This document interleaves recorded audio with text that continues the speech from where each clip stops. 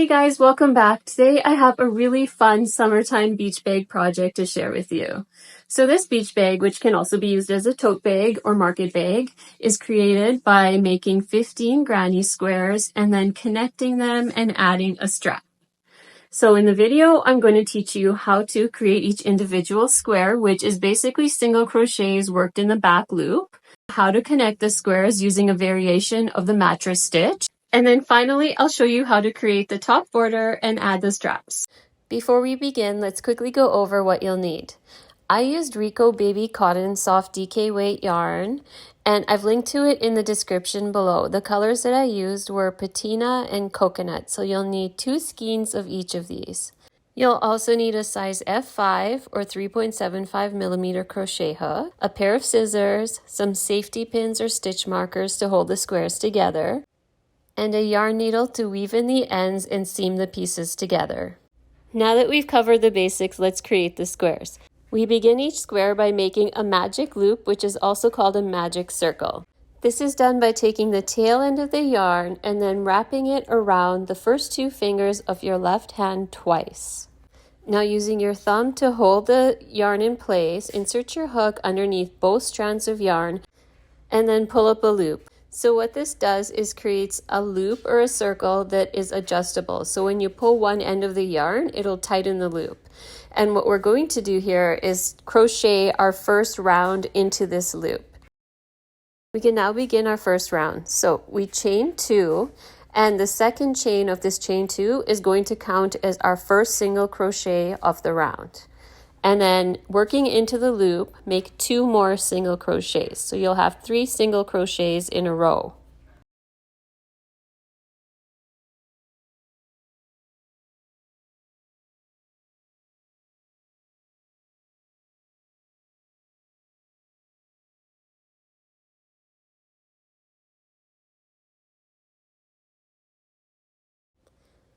And then chain 2. So we're going to repeat this 3 more times. So what we're doing in effect is we're creating a square of 3 single crochets followed by 2 chains. So each one of those 3 single crochets followed by 2 chains is one edge and turn of the square.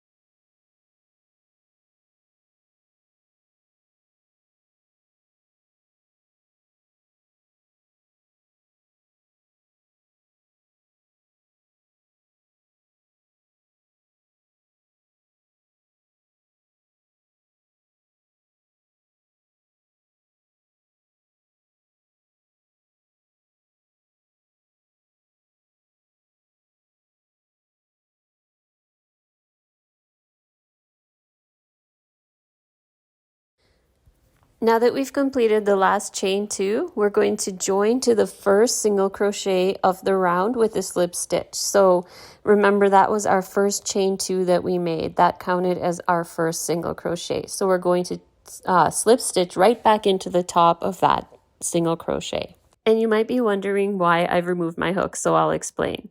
What I'm doing here is making the join less visible so that the beginning of the round isn't as obvious. So what you do to do this is that you insert your hook from the back to the front in the first stitch of the round, and then you pull the top of the last stitch through. So what you're doing is keeping the working yarn behind your work to make the join less bulky and less obvious. And that's it for round 1. So you can see all 4 sides of the square. And then the next thing you want to do is pull that tail end of your magic loop tight, and this will close the hole right in the middle. And you don't have to close it completely at the end of round 1. When you've done a few more rounds, it'll be easier to pull it tight and make that gap a lot less visible. For round 2, we're going to single crochet in the back loop only of the same stitch that we just joined to, and then single crochet in the back loop of the next 2 stitches. And don't forget to chain 1 before you begin.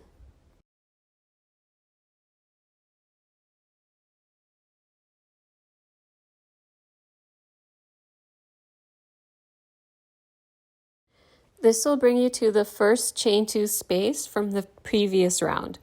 So what we're going to do here is single crochet into the chain 2 space, chain 2, and then single crochet right back into that chain 2 space.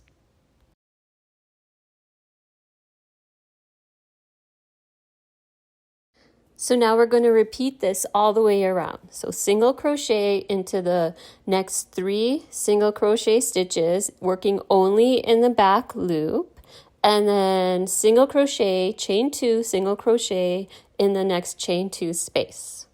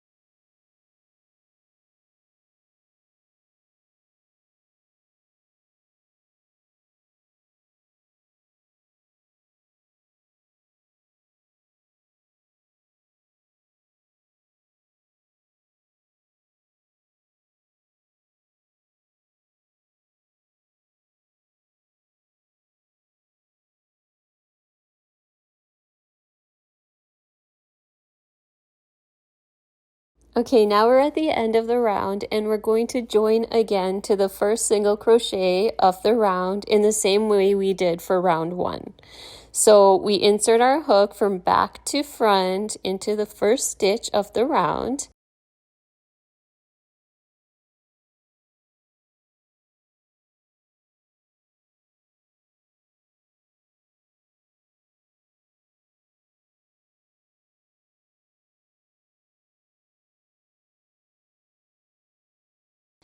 And then we grab the loop that was from our last single crochet and pull it through with the working yarn always behind your work.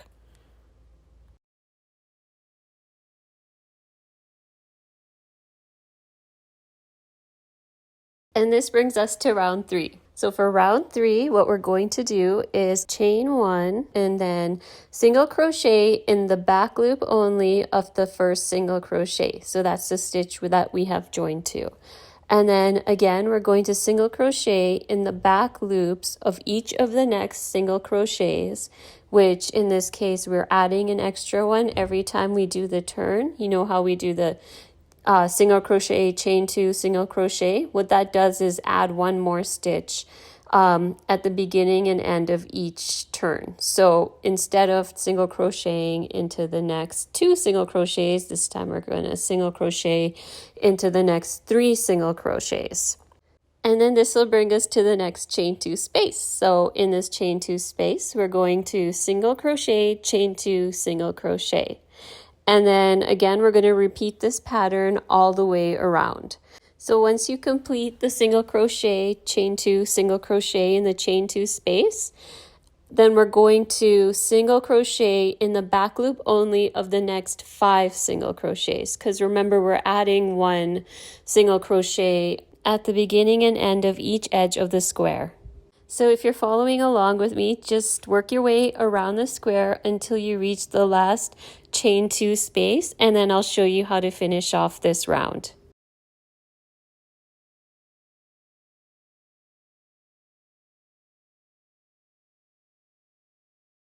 Okay, we're now at the final chain 2 space, and we're going to single crochet, chain 2, single crochet into this chain 2 space, and then you'll notice that there's 1 single crochet remaining at the end of this round. And this single crochet is actually the first single crochet of the edge of the square that we're going to get to. And it was created at the end of our previous round. It's easy to forget and miss this stitch. That's why I'm pointing it out, because I can see people running into issues here. So once you reach this last single crochet of the round, you want to single crochet into the back loop of the single crochet, and that is your last stitch of round 3. And then again, we're going to join to our first single crochet of the previous round with a slip stitch.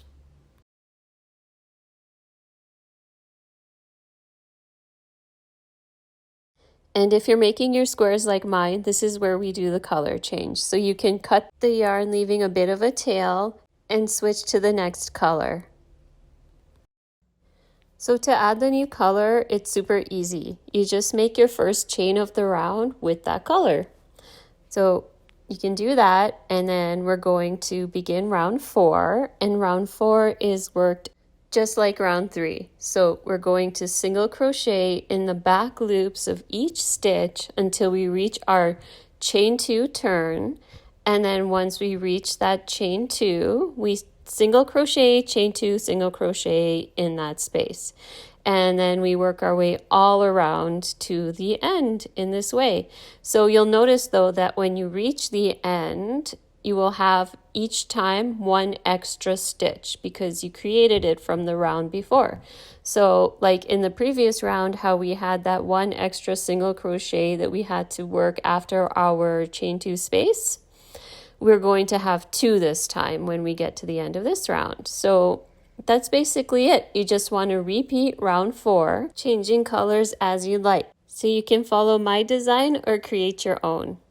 And as I mentioned before, what we're doing is we're adding 2 stitches on each edge of the square every time we make a turn. So it's a good idea to check at the end of your round, or if you think things are not looking right, you can just count and make sure you didn't make a mistake along the way. So every time you should be adding 2 stitches to each edge. So in row 3, remember we had 5 stitches before we started our single crochet, chain 2, single crochet in the chain 2 space.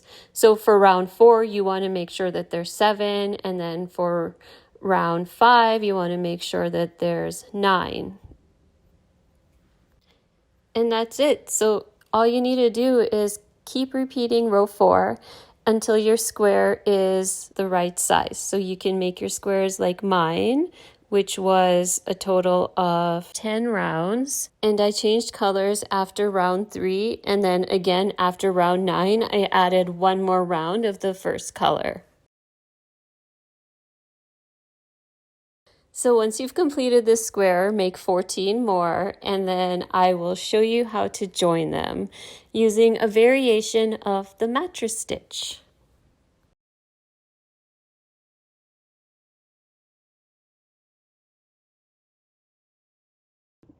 One of my favorite methods for joining squares in crochet is to use a mattress stitch. So what the mattress stitch is an invisible join where you take 2 pieces of crochet work and you zipper the tops of the stitches together on the sides to create an invisible join between the 2 pieces. So it's great when you don't want anyone to see the yarn for how you've joined the squares. So I have 2 squares here, and what I'm going to do is find the top corner of one of my squares, so the left-hand square here. And the corner stitch in this case is a turning chain here because I use turning chains to turn in the square, but sometimes it might even just be a stitch. So whatever it is, find the corner or the stitch right before the side starts and thread your needle through it.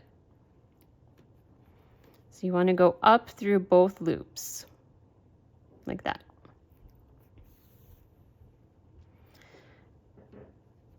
And then you want to find the next stitch and go down through both loops of that stitch.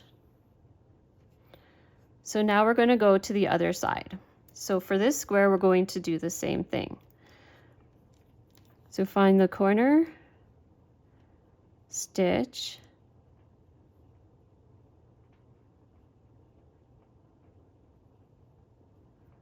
right before the side starts,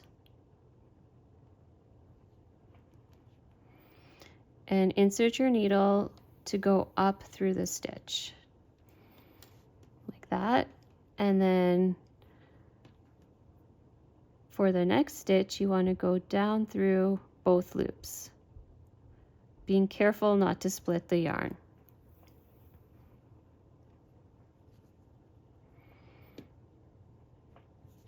So now we have our squares connected and we can begin joining them. So we go back to the square on the left hand side now that we've gone through 2 stitches on the right hand side, and working into the stitch that we just came out of. So it's a little bit tricky to see here because I had pulled it, but hold on. Okay, so I had just come out of this stitch right here.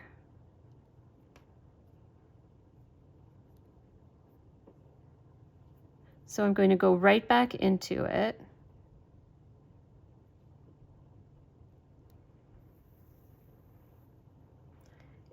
Going up through the square, and then, sorry, going up through the stitch, and then down through both loops of the next stitch.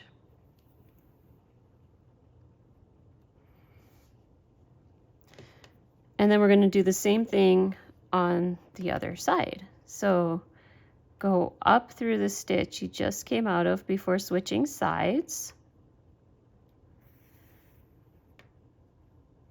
And then down through the next stitch. So we're going to continue doing this all the way down. So we just came out of these 2 here. You can see the yarn. So we're going to go right back into them in an upwards manner or motion, and then down through the next one. So we always begin going up through the stitch we came out of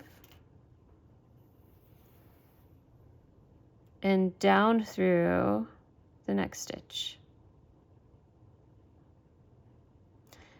And you can do a few in a row with your needle if you want to save some time, so you don't have to pull your yarn through every time. So for example, I'm going down through these 2 right now, and then I'm just going to straight away go back up into these.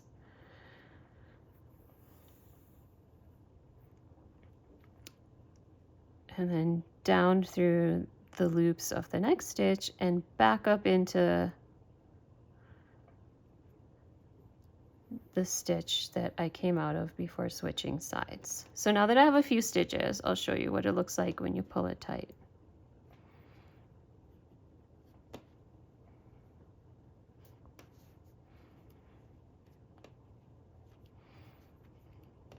So when you're working your own squares, you're going to want to use yarn of the same color, but you don't have to because it is invisible. It won't show. So if you run out of yarn or you just want to use an opposing color to see what you're doing better, especially if you're new to seaming or to crochet and have a hard time finding where, like, what the stitch anatomy is, it's a good idea to use a different color when you're beginning out. So I'm going to continue going on down through the next stitch on one side and up through the stitch I came out of from the previous side. So this variation of the mattress stitch creates a bit of a ridge, so the V's will pop out on top of the fabric. But if you want to make them completely hidden, so you don't want the seam to show at all, you can work your seam through the inner part of the V's. So just on that inside part of the stitch is where you want to loop your yarn through.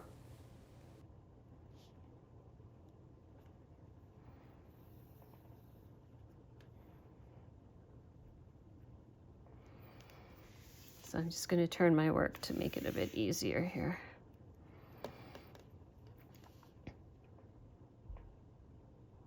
So one thing I forgot to mention is you want to make sure that your squares are facing right side up. So this is the right side of my square and this is the back side of my square. So I want the right sides both facing up when I work this.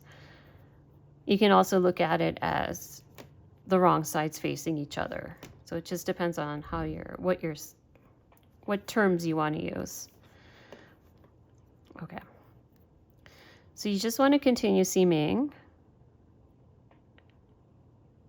And I actually really enjoy this stitch. I find it fun. I'm not sure why. I don't know. It's like, it's relaxing.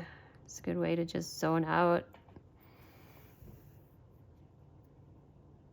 which I love doing. All the way down.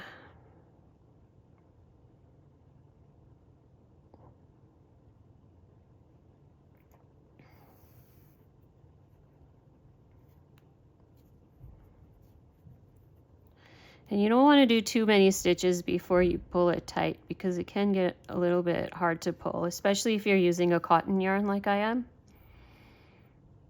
It might not be so bad with more slippery yarns, but if it's a stickier yarn, then you might run into some trouble.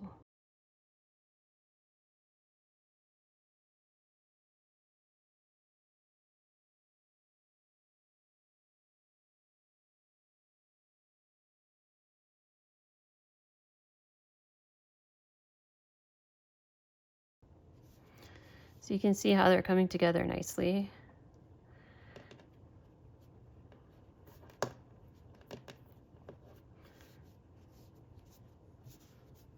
You just don't want to pull it too tight either, because you want your stitches to be nice and flexible.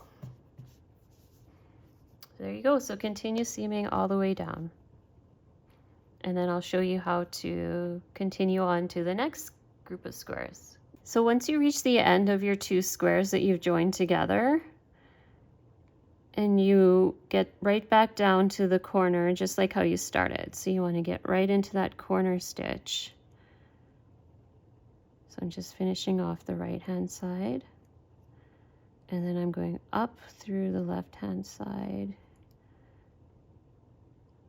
and down into the corner stitch. So now these 2 squares are joined, and what we can do is fasten off, or we can continue on and begin joining the next 2 squares that are in our patch of squares. So just like we did before, so we want to go into the left square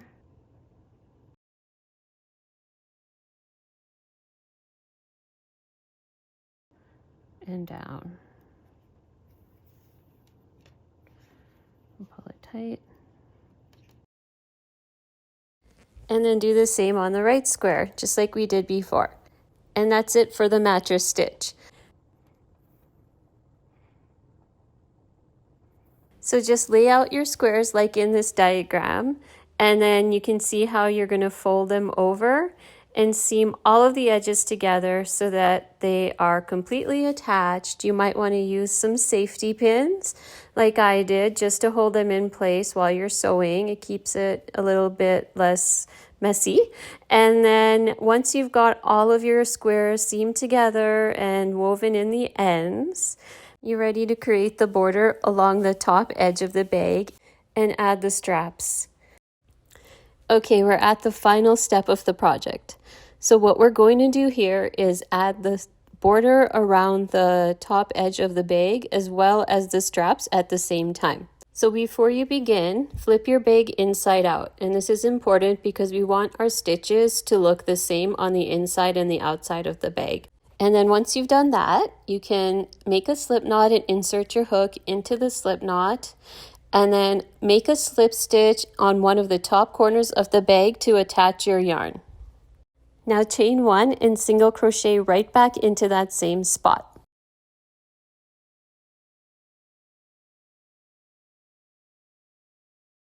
So before we go on, I just want to point out that the spot where you're going to make your slip stitch and attach your yarn is actually the chain 2 space of the square that makes up the top corner of the bag. So it's just one of the turns that we had worked when we were making the squares. And now all you have to do is single crochet all around the perimeter of the top of the bag. So we're making 1 round of our border before we begin adding the straps.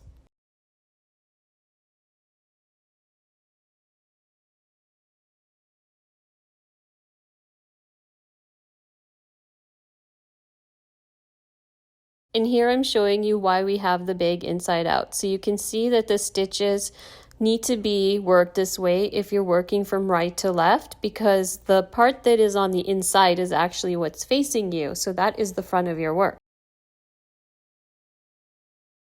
Once you've crocheted all the way down and up the first side of the bag and you reach the other top corner, you're going to see that you reach the second chain 2 space. So that's the corner chain 2 space of the square that makes up the section of the bag. So when you reach that spot, make sure that you make 2 single crochets in the chain 2 space so that it continues along just like with the square that you're working into.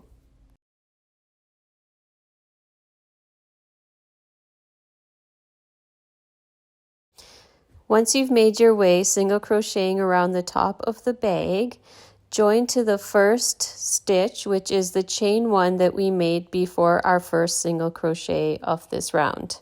Because remember, on the top corner, we are working 2 stitches into that turning chain. So the first single crochet is actually the second stitch, and the chain 1 is the first stitch.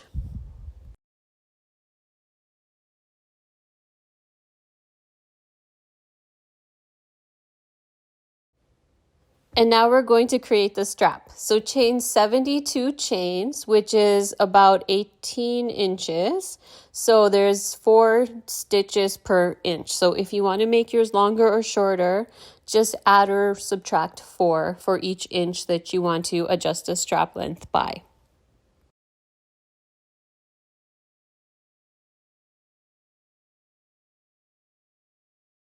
So once you finish chaining, be careful not to twist the chain and then connect the chain to the opposite corner with a slip stitch. So find the first stitch of the side of the bag that's facing upward and then slip stitch right into there.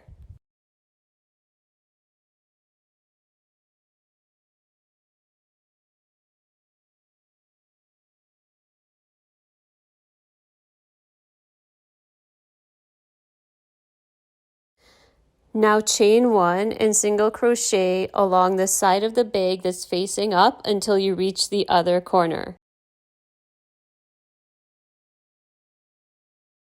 And then once you reach the other corner, stop there and don't turn. Don't continue working along the other side of the bag. Instead of doing that, you're going to single crochet into the chains that we had made for the strap. So we're going to ignore the other side of the bag and just work on the side that's facing up for now.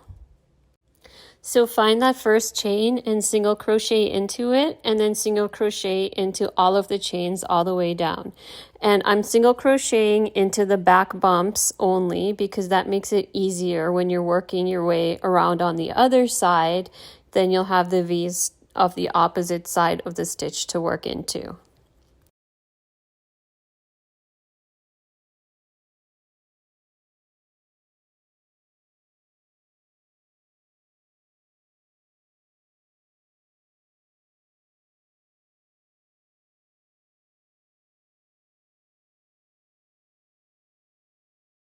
Once you've crocheted into the last chain of the strap, all you need to do is continue working around and start at the first single crochet that you had made for this round. So you don't need to attach with a slip stitch and then chain 1 and then keep going. You can just keep going. So single crochet around one more time. So go all the way around and including the strap. So you're making one more lap around this the top side of the bag and the strap. So remember, just work into this side that we're on right now. And then once you reach the strap, crochet into the strap. Don't go around the other side of the bag. We'll work on that later. So once you've made your way all the way around one more time, you can join to the first stitch with a slip stitch and then fasten off.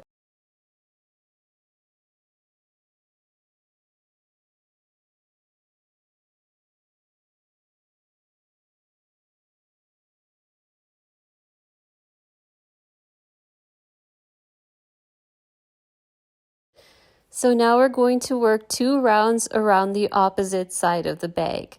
So attach your yarn with a slip stitch to the first stitch of the round, and then single crochet around twice on the opposite side of the bag. And now that we're almost done this tutorial, I'm just going to quickly mention that if you enjoyed this video, please don't forget to give it a like and a thumbs up and subscribe to my channel so that you can be the first to be notified as soon as I post any new content on YouTube.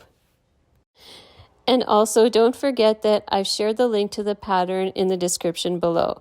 So the pattern is posted for free on my website, which is supported by ads, but you're also welcome to purchase the ad-free PDF file for easy printing and reading, and I've linked to that as well in the description.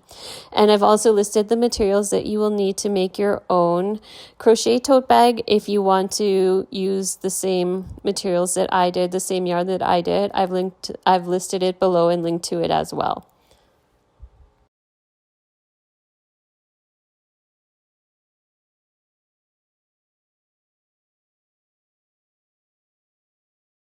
So once you've worked your way all around and you have crocheted into the strap and you're back at the beginning, you just need to repeat for one more round. So just continue single crocheting around one more time around the side of the bag and into the strap again so that you've completed 2 rounds on this side as well. And then you can fasten off, or join with a slip stitch and then fasten off. Weave in all your loose ends and enjoy your brand new crochet tote bag.